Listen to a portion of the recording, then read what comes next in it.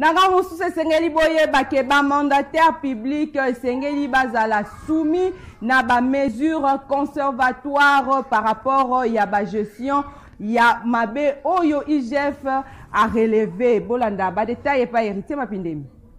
Un conseil de ministres ya week-end de l'équipe, chef de l'État Félix Antoine Tshisekedi Tshilombo, Nassima ya ko-analyser rapport ya inspection générale ya finance, chef de l'État asengi na ba ministre sectoriel, oyo baza concerné, bazwa ba mesure ya makasi, pona kotelemela mauvaise gestion ya ba entreprise, pe ko éviter ekoma pur. Bo simba ke na file ya IGF, ba entreprise ebele ezalaki cité, na oyo etali mauvaise gestion ndakisa CC, FPI, Congo Airways, ARCA, OCC, Régie des eaux, BTC, CNCC, Misusu.